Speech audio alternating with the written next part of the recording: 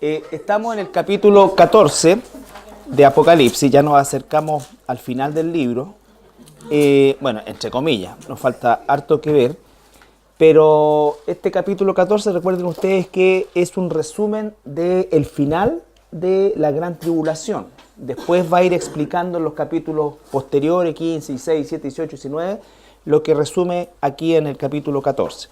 La semana pasada vimos todo lo que tenía relación con los 144.000, ¿no es cierto?, con quiénes eran, dónde se encontraban, la posibilidad que eso fuera el monte de Sión terrenal o el monte de Sión celestial, cosa que no influye en nada, ¿no es cierto? Recuerden que estamos viendo el tema de Apocalipsis como una visión prospectiva, ¿ya? Una visión prospectiva, y nosotros tenemos que acostumbrarnos a que hay cosas en la Escritura que no vamos a resolver, que Dios solamente las dice, las declara. Hoy día de la mañana, por ejemplo, con los hermanos estábamos revisando Primera de Pedro, donde dice que fue y le predicó a los espíritus encarcelados, ¿no es cierto? Entonces, que Jesús cuando murió fue y predicó a los espíritus encarcelados. Entonces, hay varias, no quiero decir teoría, no es la palabra, sino que varias posturas doctrinales que todas tienen asidero bíblico, ¿no es cierto?, que nos hablan de quiénes pueden ser esos espíritus encarcelados. Nosotros ya enseñamos una, porque finalmente hay que definir por una, ¿no es cierto?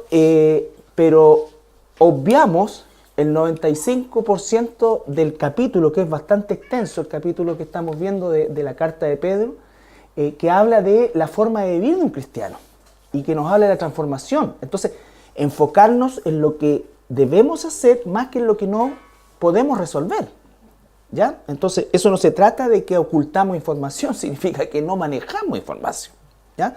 Dios nos dice nomás, Él fue y predicó al espíritu encarcelado. Aquí dice en el monte Sión. Sabemos que hay un monte Sión en el cielo y hay un monte Sión, por supuesto, en la tierra.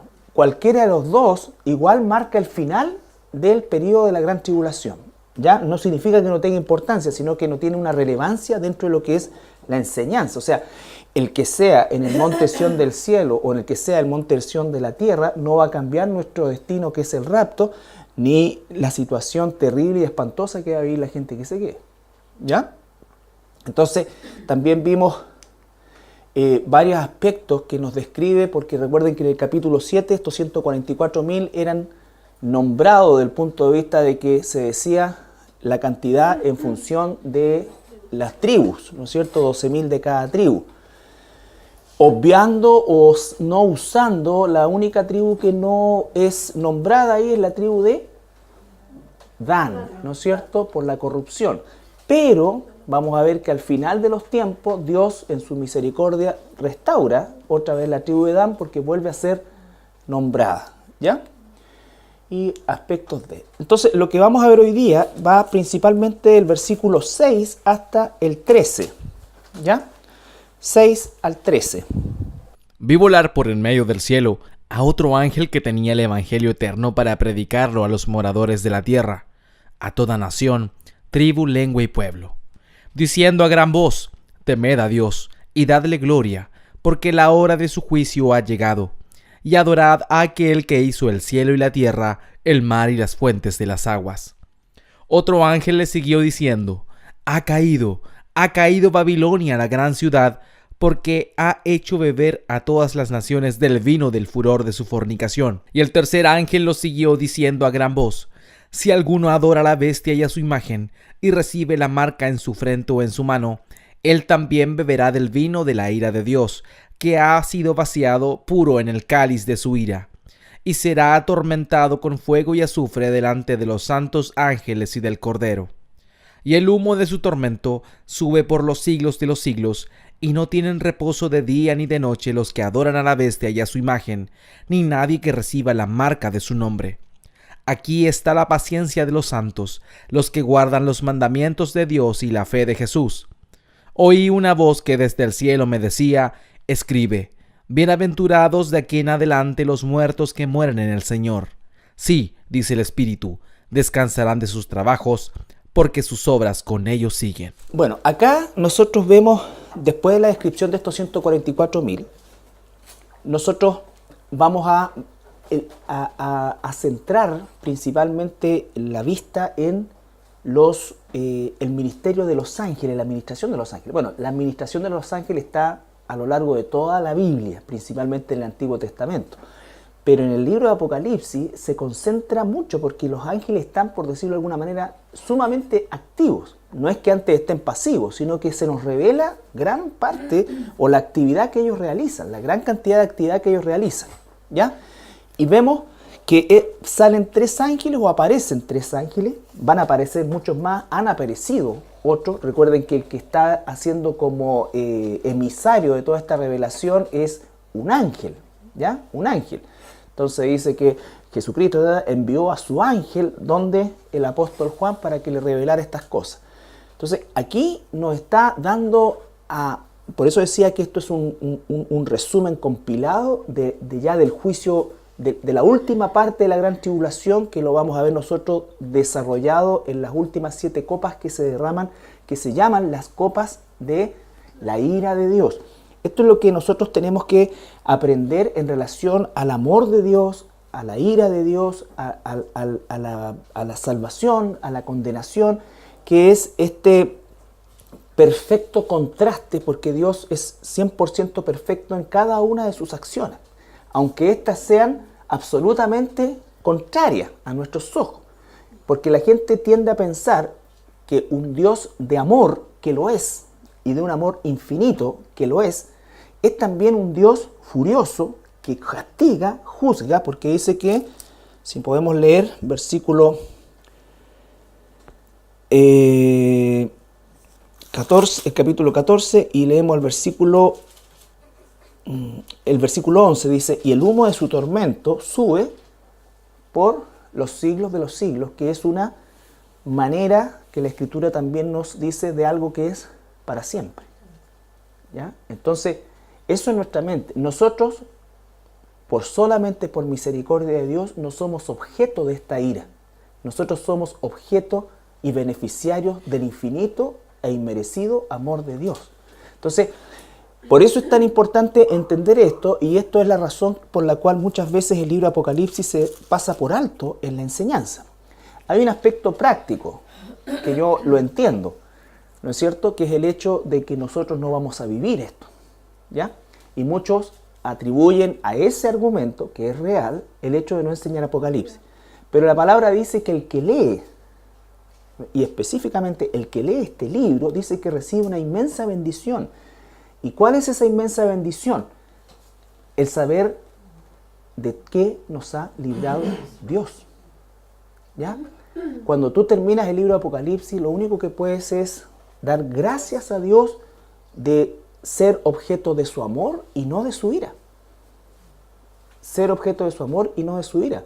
No solamente nos debemos concentrar en lo que vamos a recibir, que no está tampoco clarificado, porque dice cosas que ojo no vio, oído no han escuchado, ¿no es cierto? Son las que Dios tiene preparadas para los que le aman, para su pueblo, para nosotros. Por lo tanto, no hay tampoco una gran descripción, y de hecho no la hay, de la actividad en el cielo. En contraste con la abundante revelación de lo que hay de aquello que fuimos salvados, ¿ya? Entonces, ese es el valor que tiene la enseñanza del libro de Apocalipsis por sobre todas las cosas, sumado a todo lo demás, pero principalmente esa, el que el pueblo de Dios reconozca, agradezca, ¿no es cierto?, y viva en esa gratitud eterna de que nos ha liberado el Señor. Porque nosotros, en rigor, merecíamos estar en esta condición, igual que los demás, ¿ya? Entonces, todo eso es parte de este proceso que es terrible, es espantoso. Normalmente cuando una persona en el mundo le hablan de un ángel de Dios, ¿qué crees que va a pensar del ángel?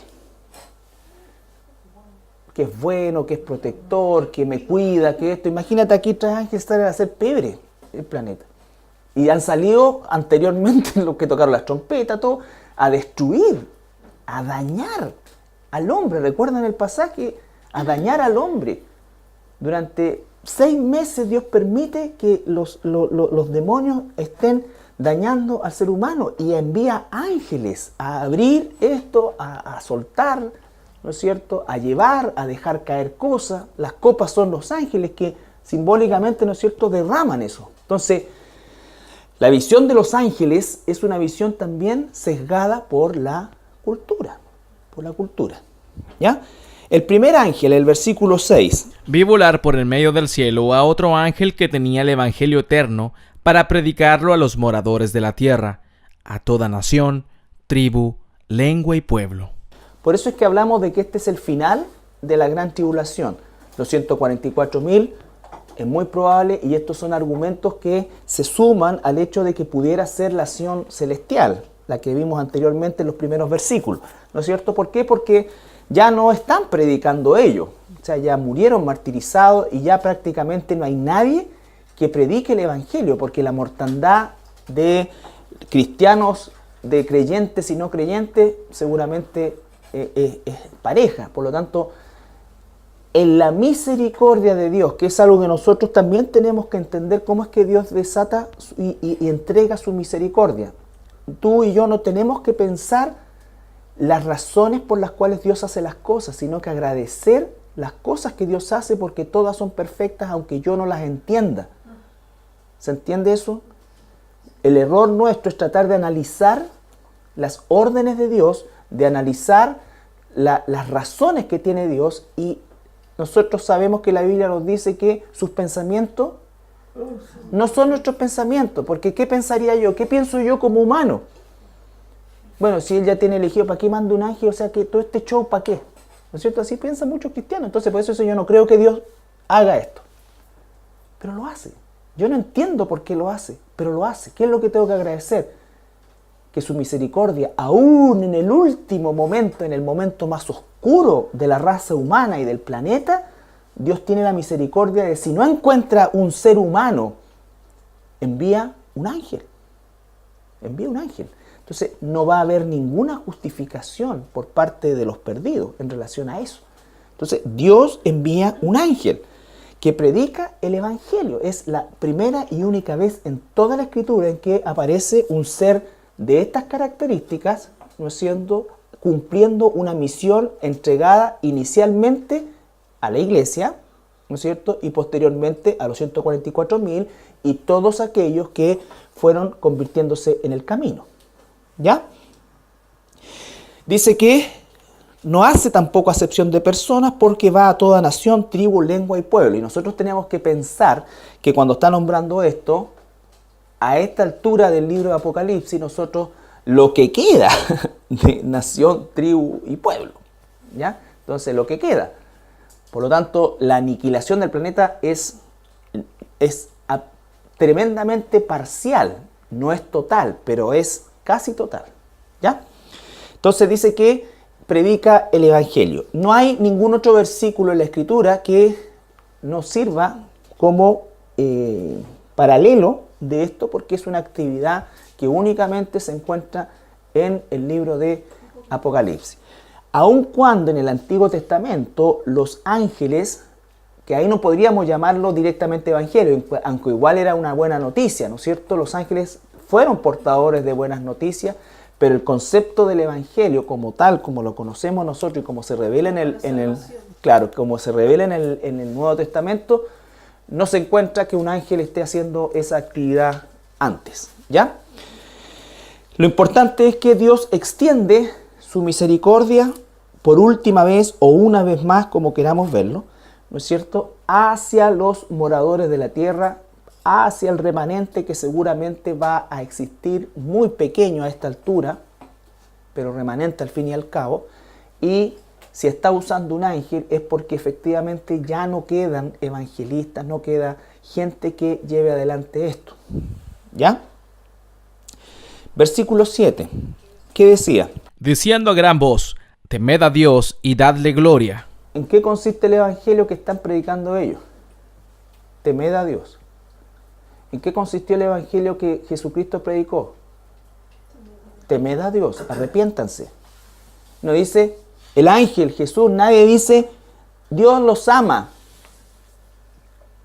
Porque Dios ama a su pueblo. Y de los que salgan acá, los que teman a Dios, son los que Dios va a amar. ¿Se entiende? Entonces, temed a Dios. El evangelio, aún predicado por los ángeles, va a la primera necesidad, que es temed a Dios. arrepentirse. Si yo temo a Dios, me arrepiento. El concepto que entendemos de arrepentimiento, que es volvernos a Dios. Eso es un acto sobrenatural de Dios. Ese es el Evangelio. ¿Por qué dice, después de la coma, y darle gloria? No, Dios te ama y tiene un maravilloso plan para ti, enfocado todo en la carne, en el hombre. Dios te ama y tiene un maravilloso plan para ti. ¿Puedo decir que eso es mentira? No. Si soy hijo de Dios, Dios me ama y tiene un maravilloso plan para mí. Pero eso no es el Evangelio. El Evangelio es arrepiéntete. Cristo murió por tus pecados, arrepiéntete. Y si no hay arrepentimiento, lo que queda es condenación. Ese es el Evangelio. Diciendo a gran voz, temed a Dios y dadle gloria, porque la hora de su juicio ha llegado, y adorad a aquel que hizo el cielo y la tierra, el mar y las fuentes de las aguas. Entonces, coloca a Dios en el lugar que le corresponde y le dice a las personas solamente teman y den gloria a Dios. Teman y den gloria a Dios. ¿Ya? Ese es el Evangelio que no ha cambiado. Es el Evangelio a lo largo de toda. Arrepentidos y volveos a Dios, arrepentidos y volveos a Dios, temed a Dios. Es el mensaje, ¿no es cierto?, de Pedro, el mensaje de Pablo, el mensaje del Evangelio. Todo el Evangelio está en función de eso. El primer mensaje que predica el apóstol Pedro en Hechos 2 dice, arrepiéntanse y bautícese cada uno en el nombre de Jesucristo. En nombre del Padre, Hijo y Espíritu Santo, es en realidad. ¿Estamos? Versículo 8. Otro ángel le siguió diciendo, ha caído Babilonia, la gran ciudad, porque ha hecho beber a todas las naciones del vino del furor de su fornicación. Ya. Aquí entonces tenemos otro ángel que trae una advertencia y trae una información. Primero la información y después la advertencia. Ha caído, dice Babilonia. ¿Ya? A esta altura que está escribiendo el apóstol Juan, el reino de Babilonia ya no existe. Ahora ahí geográficamente se encuentra ¿qué cosa? Irak, ¿no es cierto? Pero en aquel entonces el imperio romano, ¿no es cierto? Recuerden que la extensión del imperio medo-persa es absorbida después por el imperio romano. Por eso decían el imperio donde el sol nunca se pone. ¿Ya? Entonces, por lo tanto, geográficamente ya no es una realidad, lo que significa inmediatamente que estamos hablando de una figura, ¿ya? Y la figura de Babilonia en la Escritura tiene que ver siempre con una ciudad pervertida, idólatra, ¿no es cierto? Enemiga de Dios. Eso es lo que dice. Nosotros, por ejemplo, vemos en Apocalipsis 18:2, que lo vamos a ver más en detalle, esta caída que está aquí anunciada, está relatada en el capítulo 18, pero vamos a ver solamente el versículo 2. Y clamó con voz potente diciendo, ha caído la gran Babilonia, y se ha hecho habitación de demonios y guarida de todo espíritu inmundo, y albergue de toda ave inmunda y aborrecible. Ya. Esa expresión se ha hecho, ¿no es cierto? Es una expresión que significa siempre fue. ¿Ya?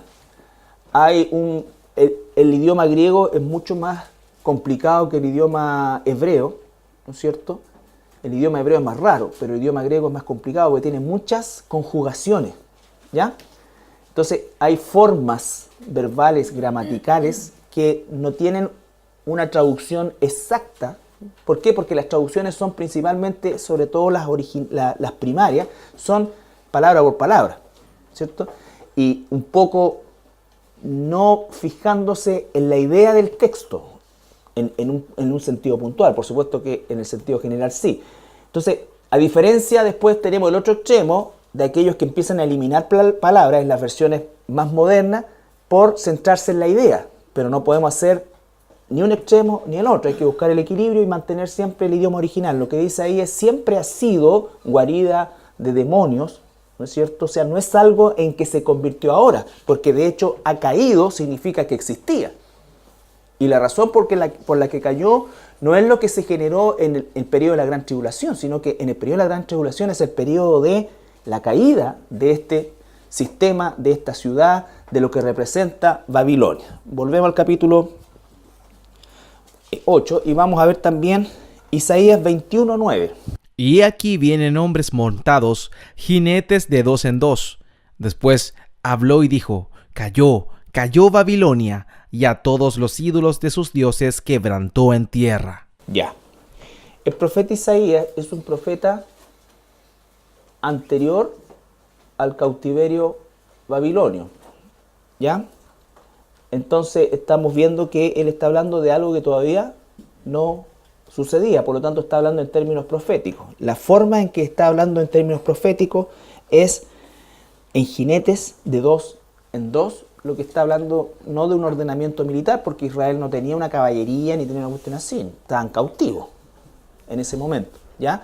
Y nunca se enfrentaron a Babilonia como tal.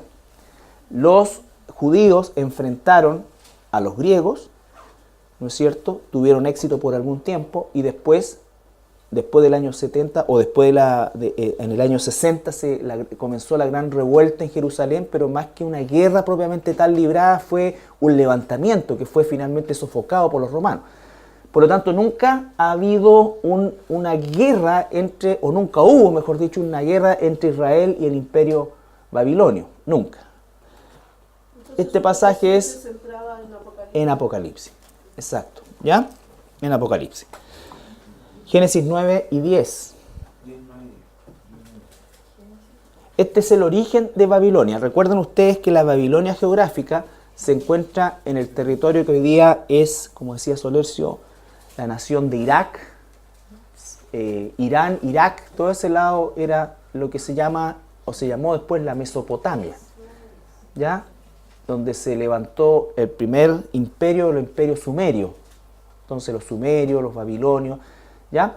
Pero la ciudad en sí, la ciudad clave, que hoy día supuestamente equivale a Bagdad, cosa que no es así porque Bagdad es muy seco, Babilonia tiene que haber estado mucho más en el centro, claro, de la Mesopotamia, pero como sea, geográficamente se encontraba fuera de los límites de Israel, ¿ya? Y lo importante es quién la fundó, porque quien la fundó determinó también, sabemos que es el diablo que está detrás de todo esto, pero quien la fundó determina también ¿cómo llamarlo? El ADN de la ciudad, que siempre ha sido así a lo largo de toda su historia, es de las ciudades más antiguas, por no decir la más antigua, pero de las más antiguas de la historia humana, y sin embargo toda su historia ha estado marcada por la idolatría, por esto, ¿ya? De hecho, por ejemplo, cuando los musulmanes se dividen en sunita y chiita, hay una dinastía que se va para allá y establece el primer califato en Bagdad, ¿ya? Entonces, nunca ha estado libre de la idolatría, nunca, jamás. ¿Y dónde fue su inicio? ¿No es cierto? Es distinto, por ejemplo, como ciudades en otros países, en otros lugares que fueron o tuvieron una historia pagana y después se convirtieron en ciudades cristianas. ¿Ya? Desde el 8, para entender que viene el papá, se llama Cus. Y Cus engendró a Nimrod, quien llegó a ser el primer poderoso en la tierra. Ya, la palabra poderoso ahí, ¿no es cierto?, significa una persona rebelde, furiosa, es la traducción de la palabra, rebelde, furiosa. Esa es la verdadera traducción, o sea, fue el primer rebelde ¿a quién? A Dios, ¿no es cierto? ¿Cuál era el orden de Dios? ¿Se acuerdan cuál fue el orden de Dios? Se dispersaran. Orden dada a Adán y Eva y orden dada después a Noé. Llenad la tierra, dispérsense. ¿Qué empezó a hacer en el tiempo Nimrod? Juntarse, concentrarse para adquirir poder. Entonces, desobediente, feroz, rabioso, eso significa. ¿Ya? Entonces, este hombre dice que este fue vigoroso cazador delante de Jehová, por lo cual se dice, así como Nimrod, vigoroso cazador delante de Jehová. Ya, ahí también hay otra traducción que, a ver si la próxima semana voy a hacer las palabras en el original, pero aquí el tema cazador la gente tendía, y de hecho dibujan a Nimrod con un arco y una flecha como cazando animales. No, él fue el gran esclavizador, se está refiriendo a seres humanos. El primer informe de la esclavitud humana la constituye Nimrod. O nosotros pensamos que la gente construía la Torre de Babel voluntaria y tenía contrato de trabajo, vacaciones, ¿no es cierto? Fiestas patrias y toda la... Eran esclavos. ¿Ya? Eran esclavos, entonces él es el primer esclavizador humanamente. ¿Ya? Y fue el comienzo de su reino Babel, Erec, Akkad y Calné, en la tierra de Sinar. Babel. Eso posteriormente pasó a llamarse Babilonia. ¿Ya? Inició como Babel, Babilonia. Entonces, la ciudad de Babilonia como tal, ni siquiera hoy día se puede saber exactamente dónde estaba. Se puede solamente establecer los grandes parámetros. ¿No es cierto? No vamos a citar Babilonia en África. Babilonia está ahí, en la Mesopotamia. Entre tal o cual lugar es posible que sea. Por lo tanto, desapareció el vestigio de la Babilonia terrenal. Si se sigue nombrando, y la Babilonia como tal, ¿no es cierto?, desapareció mucho antes del apóstol Juan, desaparece con los medo-persas. ¿Por qué? Porque de Babilonia, de la capital Babilonia, después se pasa a otra ciudad fundamental, pero para los persas, que era la ciudad de Susa. ¿Ya? La ciudad de Susa. No se sabe si Susa estaba exactamente en el lugar de Babilonia o no, pero Babilonia pierde predominancia como ciudad y como reino, y se pasa a llamar el reino medo-persa, y ahí desaparece porque toman los griegos, después los romanos. Entonces no hay forma de que Juan esté hablando en el Apocalipsis de la Babilonia terrenal o la Babilonia literal. Se está refiriendo a lo que representa Babilonia. Esa Babilonia ha caído, ¿ya? Que es el anuncio del segundo ángel del capítulo 14 de Apocalipsis. Volvemos entonces al capítulo 14. Se está refiriendo como la idolatría mundial, Exactamente. el sistema en general. Exactamente. Las características siempre de Babilonia, que ya no existe como literalmente, ¿no es cierto?, pero que su forma se trasladó a otro lugar, ¿ya?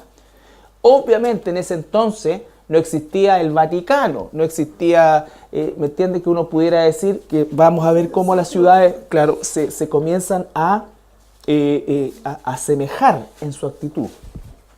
Y ojo, esto es un anticipo, por supuesto, el Vaticano no es solamente una ciudad, es un reino, un estado, es un reino. Entonces, no solamente está tomando el concepto de la ciudad propiamente tal, sino que, si no habría dicho la ciudad de Babel o de la ciudad de Babilonia, no, dice Babilonia. ¿Por qué? Porque esa es una especie, no una especie, es un reino. Y es el reino más poderoso del mundo. Y todos han hecho tratos con ellos, ¿cierto? Hasta los presidentes comunistas, cuando mueren los papas, tienen que ir porque le tienen que rendir culto, ¿no es cierto?, al cadáver embalsamado.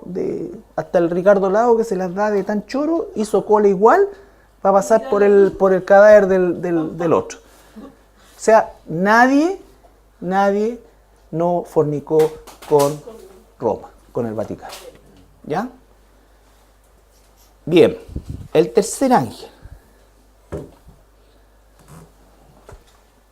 Estamos en el capítulo 14, versículo 8. Dice, ¿ha caído Babilonia? Leámoslo de nuevo, por favor. Otro ángel le siguió diciendo, ha caído Babilonia, la gran ciudad, porque ha hecho beber a todas las naciones del vino del furor de su fornicación. Ahí está, ¿no es cierto? Del vino del furor de su fornicación. Ya vamos a explicar cada una de esas palabras en el 18 cuando veamos la caída de Babilonia. Ojo que muchos van a empezar a decir que hay una Babilonia económica, y hay una Babilonia espiritual, y hay una Babilonia... No. Babilonia es una sola cosa, ¿ya? Es un sistema, ¿ya?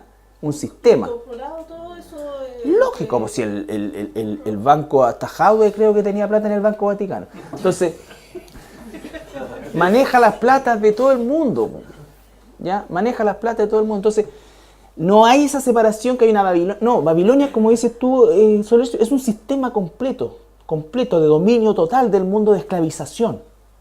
¿Ya? Solamente para eso, por si encuentran... Ya está instaurado, va a ser fácil después cuando haya el tema del gobierno del anticristo, todo eso llevarlo a la práctica y decir si ya estamos listos, hay que ponerlo ya, poner el nombre. Lógico. Si ellos estaban promoviendo, para los que ven las noticias, ¿no es cierto? ¿Qué cosa? Hace un par de años atrás ya la creación de un banco mundial, que adivina quién lo va a presidir. Entonces, claro, entonces, todo eso es paréntesis. Todas las cosas que han sucedido, que lo conversamos también hoy día en la mañana, es importante lo que tú dices para que nosotros observemos los tiempos que vivimos. Por ejemplo, Europa hoy día se ha convertido, según las estadísticas, en el segundo lugar más inseguro de la Tierra. Europa, no Francia, ¿ya? No Alemania, no Inglaterra, Europa, son todos los países pegados. ¿Qué se va a generar?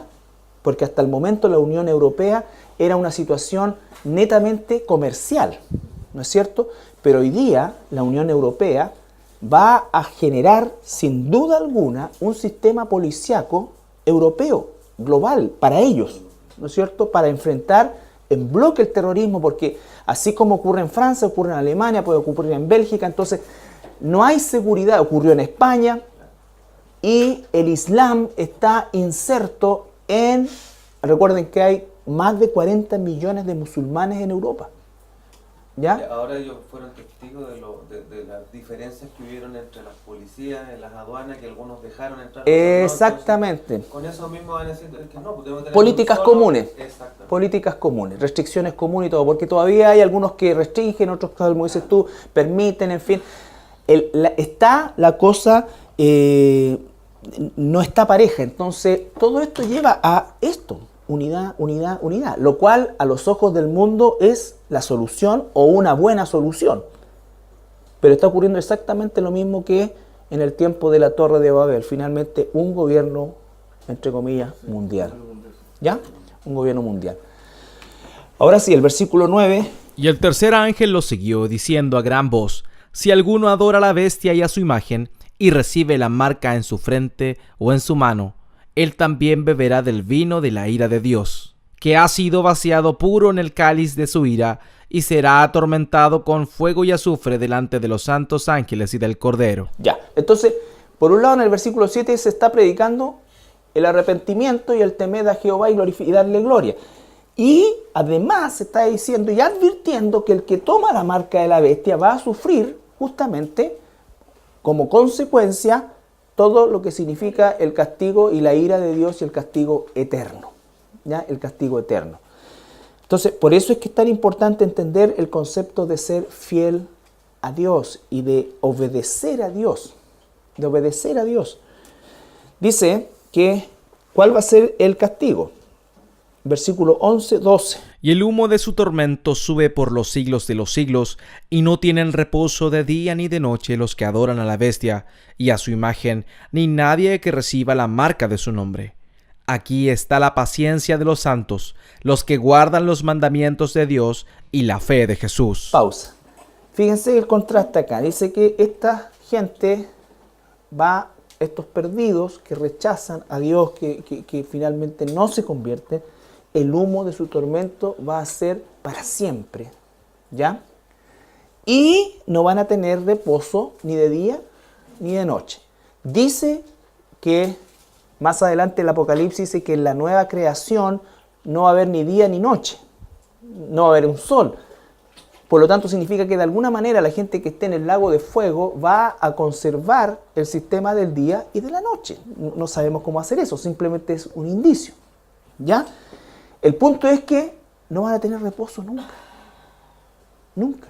Entonces, eso es, hermanos míos, la comprensión del concepto eterno, tanto visto para el lado del amor infinito que Dios tiene por su pueblo, por sus hijos e hijas, y la condenación perpetua.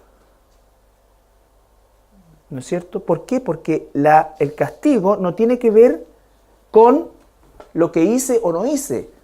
El castigo tiene que ver con a quien rechacé, ¿no es cierto? Y contra quien yo pequé, Si tú, por ejemplo, cometes un delito X, ¿no es cierto? Te robas una gallina, son todavía 10 años de cárcel, no ha cambiado eso. Y si defrauda al fisco en 5.000 millones de pesos, tenés que firmar una vez al mes por 3 años. Entonces, ya, eso es lo que entendemos nosotros por justicia, ¿ya? Pero el Señor es justo, ¿no es cierto? Entonces, los castigos humanos, porque recuerden que los gobiernos son instituidos por Dios, lo que significa que Dios ha permitido que exista un margen legal que haga que esta cuestión no reviente más de lo que ya ha reventado. Aún así, se mantiene una cierta institucionalidad que permite, ¿no es cierto?, que aquí no sea la ley del oeste, en todo orden de cosas, a pesar de toda la injusticia que nosotros vemos. Pero todavía hay un concepto de que hay un castigo para el que comete un delito, ¿no es cierto? Si yo cometí un delito contra un presidente, ¿ya? Y cometo un delito contra una persona X, o al revés, o mejor dicho, distinto. Si yo mato a un ser humano, lo asesino, tengo un castigo, ¿no es cierto?, que es proporcional a quien maté. Si yo mato una rata, no tengo castigo, ¿no es cierto? Ahora, si maltrato un perro, tengo hoy día un castigo, pero es proporcional a quien no podría tener cadena perpetua por castigar a un perro, ¿no es cierto?, o por matar a un perro, pero sí podría tener cadena perpetua por matar a un ser humano, en las condiciones X, de violación, todo. Ahora, ¿por qué? ¿Cuál es la diferencia? Ambas son muertes. ¿Cuál es la diferencia? ¿Qué hace la diferencia del castigo?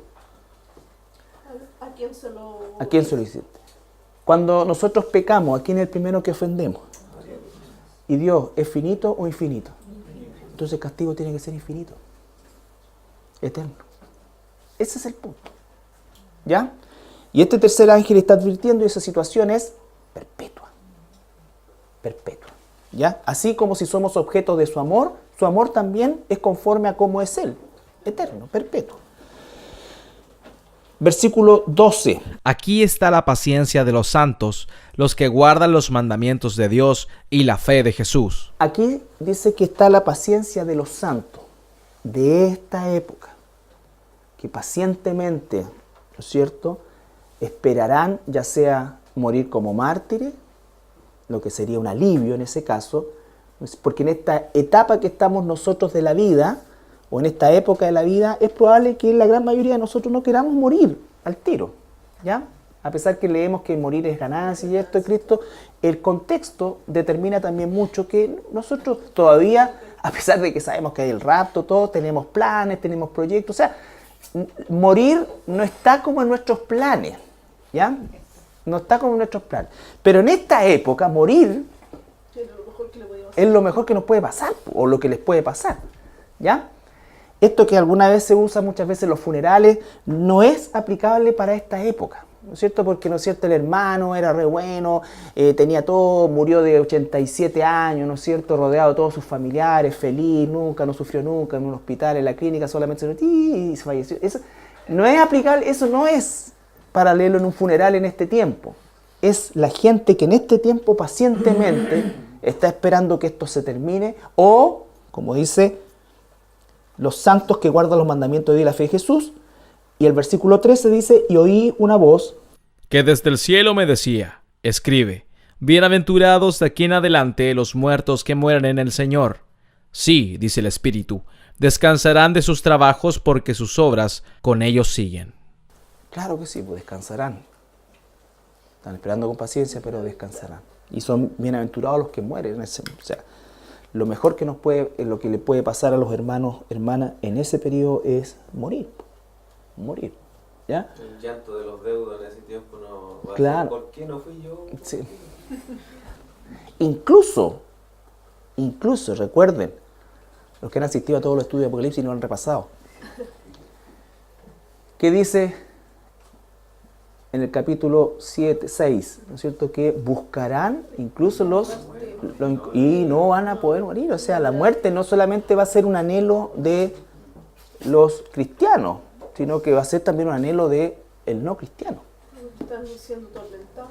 Exactamente. Pero no la- Porque piensan que ya ahí se termina todo. ¿Quién sabe el número de suicidios que va a haber en ese tiempo? No, quién sabe. Entonces, son cosas terribles y espantosas. Entonces, ese es el valor que tiene estudiar Apocalipsis principalmente, que es que nosotros agradezcamos a Dios de que hemos sido librados. De que hemos sido librados. ¿Ya? No va a cambiar nuestro destino, que es el rapto, ni la situación terrible y espantosa que va a vivir la gente que se quede. ¿Ya? Entonces, también vimos varios aspectos que nos describe, porque recuerden que en el capítulo 7 estos 144.000 eran nombrados desde el punto de vista de que se decía la cantidad en función de las tribus, ¿no es cierto? 12.000 de cada tribu. Obviando o no usando, la única tribu que no es nombrada ahí es la tribu de Dan, ¿no es cierto? Por la corrupción. Pero vamos a ver que al final de los tiempos, Dios en su misericordia restaura otra vez la tribu de Dan porque vuelve a ser nombrada, ¿ya? Y aspectos de... Entonces, lo que vamos a ver hoy día va principalmente del versículo 6 hasta el 13, ¿ya? 6 al 13. Vi volar por en medio del cielo a otro ángel que tenía el evangelio eterno para predicarlo a los moradores de la tierra, a toda nación, tribu, lengua y pueblo, diciendo a gran voz: temed a Dios y dadle gloria, porque la hora de su juicio ha llegado, y adorad a aquel que hizo el cielo y la tierra, el mar y las fuentes de las aguas. Otro ángel le siguió diciendo: ha caído Babilonia, la gran ciudad, porque ha hecho beber a todas las naciones del vino del furor de su fornicación. Y el tercer ángel lo siguió diciendo a gran voz: si alguno adora a la bestia y a su imagen, y recibe la marca en su frente o en su mano, él también beberá del vino de la ira de Dios, que ha sido vaciado puro en el cáliz de su ira, y será atormentado con fuego y azufre delante de los santos ángeles y del Cordero. Y el humo de su tormento sube por los siglos de los siglos, y no tienen reposo de día ni de noche. Encarcelado, nosotros ya enseñamos una, porque finalmente hay que definir por una, ¿no es cierto?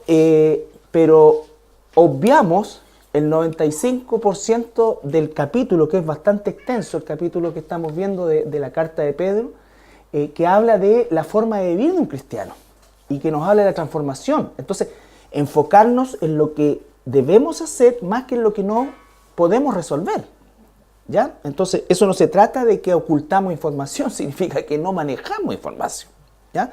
Dios nos dice nomás, Él fue y predicó al espíritu encarcelado. Aquí dice en el monte Sión. Sabemos que hay un monte Sión en el cielo y hay un monte Sión, por supuesto, en la tierra. Cualquiera de los dos igual marca el final del periodo de la gran tribulación.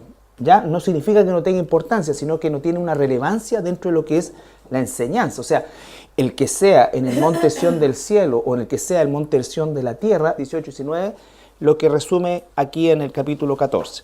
La semana pasada vimos todo lo que tenía relación con los 144.000, ¿no es cierto?, con quiénes eran, dónde se encontraban, la posibilidad que eso fuera el monte de Sión terrenal o el monte de Sión celestial, cosa que no influye en nada, ¿no es cierto? Recuerden que estamos viendo el tema de Apocalipsis como una visión prospectiva, ¿ya? Una visión prospectiva, y nosotros tenemos que acostumbrarnos a que hay cosas en la Escritura que no vamos a resolver, que Dios solamente las dice, las declara. Hoy día de la mañana, por ejemplo, con los hermanos estábamos revisando Primera de Pedro, donde dice que fue y le predicó a los espíritus encarcelados, ¿no es cierto? Entonces, que Jesús cuando murió fue y predicó a los espíritus encarcelados. Entonces, hay varias, no quiero decir teoría, no es la palabra, sino que varias posturas doctrinales que todas tienen asidero bíblico, ¿no es cierto?, que nos hablan de quiénes pueden ser esos espíritus encarcelados.